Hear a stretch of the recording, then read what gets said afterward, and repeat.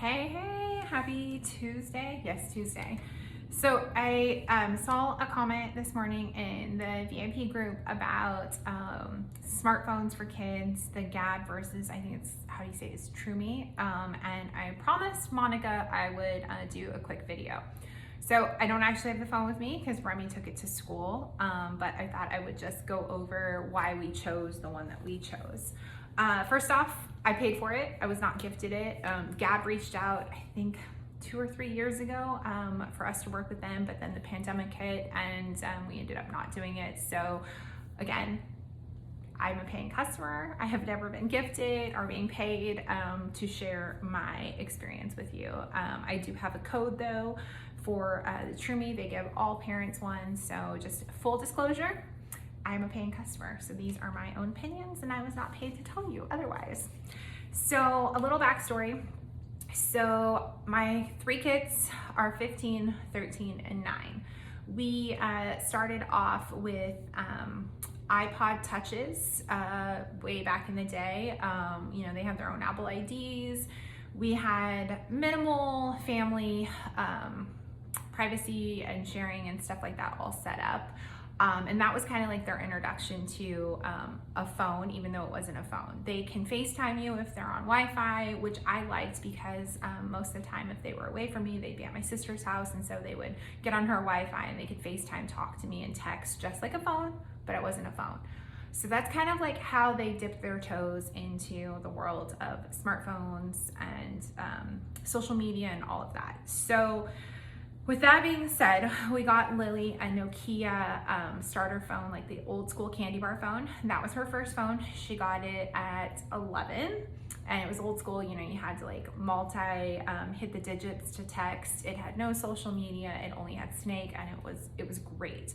And that was her first phone and didn't really have any issues at all. Can't really complain about it. You did have to like get a SIM card, all this tech stuff that I wasn't super familiar with, but that was like the first phone in our house and it was great. Obviously, as technology changed and they got older and the introduction of social media and all of that, of course they wanted smartphones.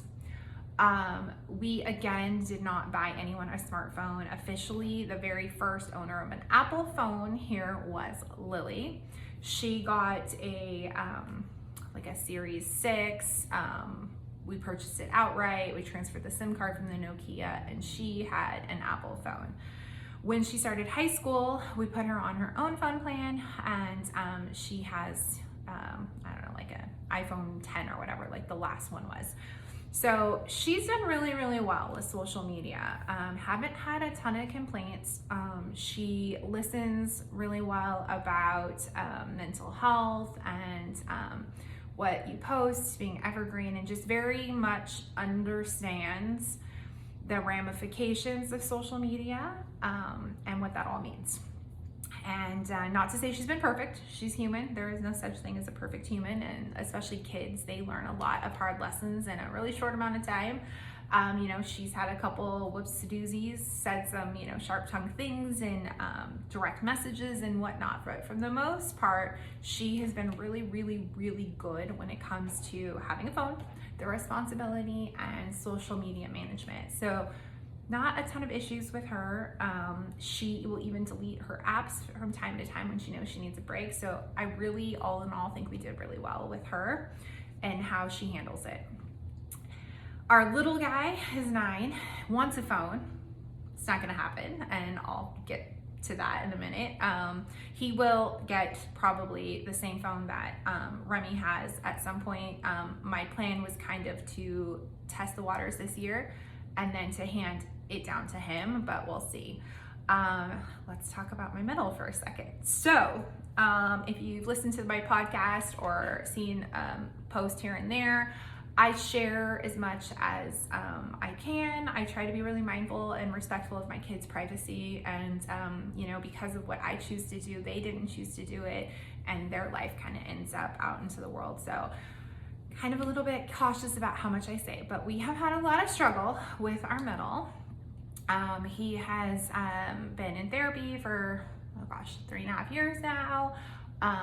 Mostly it started with technology addiction. mainly video games first, and then it got into online video games and some social media issues, and it has been my biggest parenting regret, 110%. I even told him in one of our therapy sessions that out of everything, every mistake I feel like I've made as a parent, we all know we make a lot of them, my biggest regret is the day that we handed him any technology. So with that being said, every kid is different, and I have 3 and they're all very, very different. I have the oldest, like I said, who does really, really well with technology. My middle guy struggles, and my baby does pretty well. We have to still like kind of watch because we've learned, learn, do better. With him, he has a tendency to teeter in that little addiction with video gaming as well. So we're really mindful of timing and when he's allowed to have it. But with Remy, just my world like completely exploded. So like I said, I can't share everything, but what I will tell you is there is so much stuff. Like we know the bad stuff. We know that there's porn, and we know there's bad people that are trying to get a hold of our kids through technology. And I'm not getting on any conspiracy theory. This is just actual knowledge that we all know happens. There are just bad people out in the world. And I heard a influencer say recently, who literally spoke to me, that like you wouldn't go to the park and hand your kid over to a stranger. When we're at the park, we tell them not to talk to strangers, right? But literally when we hand them these devices, whether it be an iPad, iPod Touch, a smartphone, any of these things that have the ability to reach other people, we're handing them over to strangers. And basically what happened with Remy, like I said, is one of my biggest regrets. He fell into a very dark hole of things that we were not fully aware of, and was exposed to so many things, and some I still don't even know. Thankfully, he has been very open about the things that he did see and exposure. And then I, being that parent, knew there was a lot of things, something was amiss, and so I did a little bit of digging, and I found stuff on my own, and it's just been really, really rough. And the thing is, your kids can't unsee these things. And the things that I feel he was exposed to far go outside of the circle of what is normal. Because I do think there's an element of, especially boys and girls as well, like bodies, nudie magazines, like things like that, like being curious. And we're very open and progressive family, so I just want to like set that foundation. There's normal curiosity, and then there's normal things that they see and consume that you can't micromanage. But the things that he was exposed to went way far outside of that because of the ability to go down this dark hole. So I'm just putting that out there. If your kid has a phone, does not matter how young, how old, and I want to say parental controls, there are so many hacks and ways around it, and they readily share this information. So again, if they have the information and they have the device, their circle isn't going to stay here like you think it is. It just goes far out, and it starts going all over the place and in ways you couldn't even imagine. So I just want to share that because I feel like a lot of people aren't fully acknowledging and discussing this, especially as parents. And then there's so much stuff, I feel like, again, there's still such a stigma with any sort of mental health issues or difficulty with your children where people don't want to share because they feel like it's a reflection on you. But life happens, and people aren't perfect, and kids sometimes struggle and need help, and good God, the last 2 years we've had, like, so many have struggled even more. So there shouldn't be any stigma or shame in sharing that your child's struggling. So my child struggled big time with online video games, online gaming apps, social media, all of it. It just was a recipe for disaster for his personality. So I'm putting that out there. Not to say that your child will, but if you hand them that device, this is where it can head. So we basically had a reset this year. We have switched schools because that was another thing. I feel like some of the influences were really rough for him, and obviously he needs a phone. I have 3 kids, I'm busy, There's times where he's at home, there's times where he's out, and I needed a way to get a hold of him. So I knew I did not want to go any of the routes I had been before because, you know, know better, do better. And I have put on every parental control you can imagine, and we're still having issues with it, with Apple in particular. So I started looking at Gab and started looking at the True-Me, and the reason I went with True-Me is a couple of factors. It has the ability on the back end, you get a parent portal.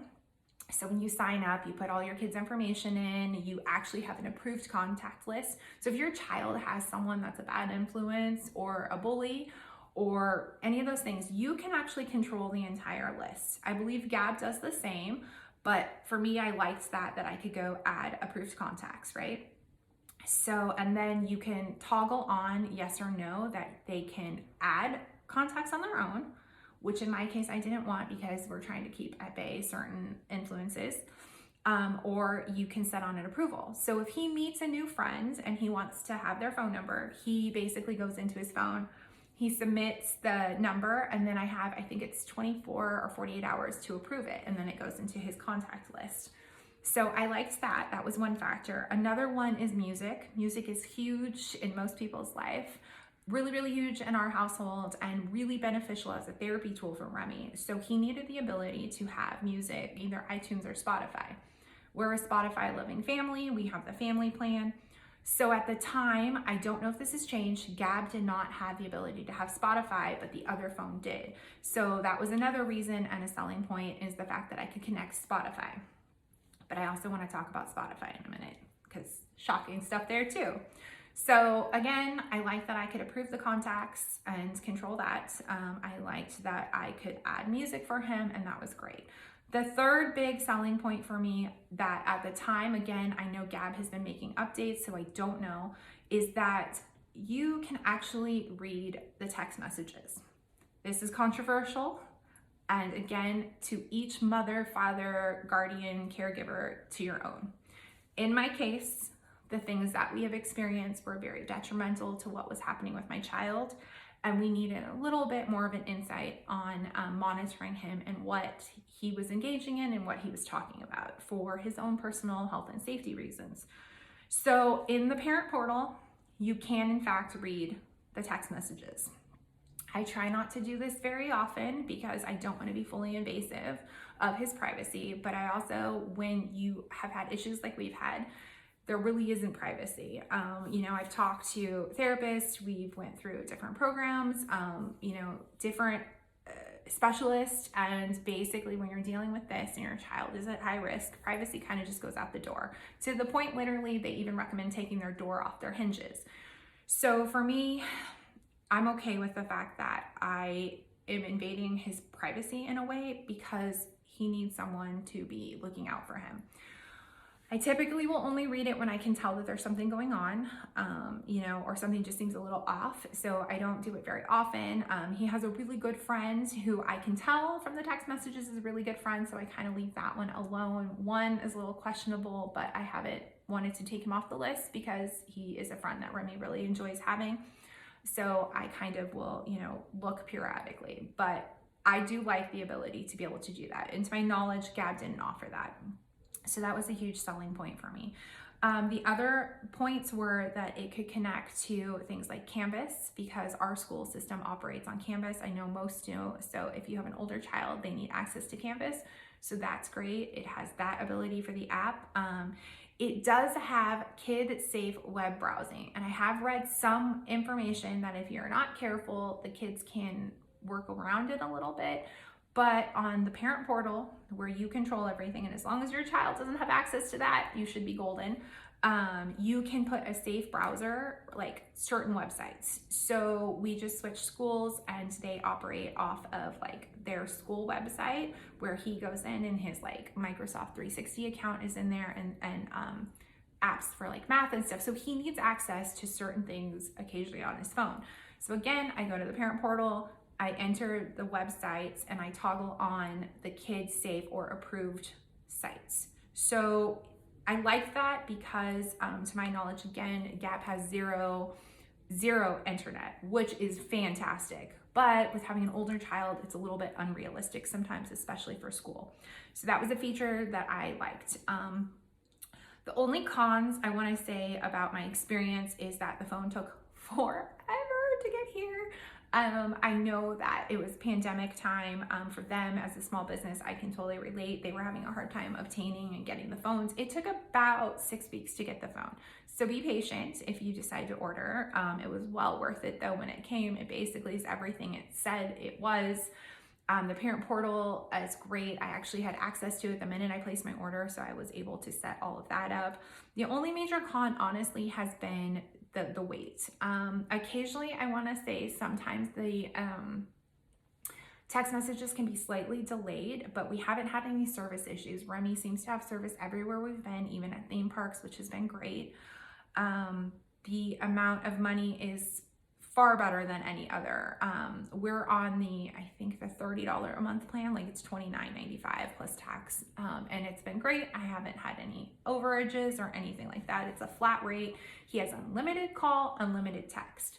So that is fantastic. I really just can't stress to you enough how bad, and it's hard because obviously like I run a brand that started on social media and I love social media, but when it comes to our kids, I cannot tell you the rabbit hole that my child went down and how much I feel like it robbed him of who he was. I'm not saying that he wouldn't have maybe turned out to have some of these issues on his own, but it certainly didn't help and it certainly expedited a lot of problems. I said I wanted to talk about Spotify. So one thing I also want to caution is Spotify. I naively thought Spotify was just music and podcasts. There is pornographic material on Spotify, and we actually found that out the hard way when we saw someone logged in on the account that what they had been like previously listening to. So there is, if you have Spotify family plan, there is the explicit, you can take that off and you can set to a kid account. Highly, highly recommend that. The only problem is some of the music that they listen to, especially teenagers, does unfortunately fall under E. And so we had a little bit of battle about that in our house, but obviously, again, know better, do better. So turn on the kid account or explicit off because good God, I had no idea there was pornographic stuff on Spotify, but now I do. What else can I tell you? As far as the phone, I think that's basically it. Like I've been super, super happy with it. I wish I had honestly started everybody out this way. You know, you learn as you go. I'm a seasoned parent, but obviously still learning so many hard lessons. I cannot stress enough, iPads, Chromebooks, all of the things, if they have that, there is no difference than taking them to a stranger. And I really now like believe that in my heart of hearts because it opened up our world to things. And you know, you hear it all the time. You hear about bad stuff on Roblox and you hear people on Instagram, and I am not the only person. I just happen to have a kid that it greatly affected. And I'm really passionate about sharing that because like I said, out of all of my parenting, like regrets, my biggest one, hands down, is them having technology, you know, and I've had epic conversations with therapists and teachers and our principal and everything. And it's, you know, ironically, Remy's not even one of the worst ones. So, but it's like pretty bad, the stuff that he consumed. And like I said, it's like kind of, it's affected him forever at this point. I don't know, you know, what else I can say about it other than, you know, it's just the things that you see, you can't unsee. And he saw things he shouldn't have. Twitter is one of the worst places ever. And if your child plays online games, they highly or they'll tell them to go to Twitter to follow, to get codes and cheats and stuff. And so literally that is how so many kids fall into the Twitter trap. Spotify, that was kind of shocking. Pinterest, there's porn on Pinterest. What else can I tell you? Obviously Instagram, all of these things, you know. Roblox, I think, is trying to make things a little bit safer, but it's still not great. So if your child's online, they might as well just be walking with a stranger. So let me know if you have any questions below. I hope I covered your questions, Monica. If I didn't, I kind of rambled about a little bit of everything about like how I feel about smartphones and social media. So if I didn't answer a direct question about the phones, let me know. All in all, I think everything I've read, they're very comparable. The differences are obviously like Spotify and iTunes, where Gab, you can only have their MP3 Gab music, which was a problem, with older kids, and no internet at all. Either one have no ability for social media, which is fantastic. They do have a handful of kid fun games. There's like a football game that Remy has on there. There's like Angry Birds, but again, super, super limited. It's just been one of the best investments ever. So I highly, highly recommend that being how you start your kid out on a phone, 1000%. We're living in a world, and the way it's moving, they need to have access to phones and technology. And so it's like, again, know better, do better. I would never hand another child an Apple smartphone or any like Google, Android, anything again after my experience. Like, they're all gonna now start, no matter what, Fletcher will get one of these phones. And if I could go back, they all would have started this way and never touched another type of device. So thanks for listening. Hope you guys have a good Tuesday. I gotta go grab Lily shortly. We are off to her 1-year checkup, so fingers crossed. Say a prayer for us. Have a good day.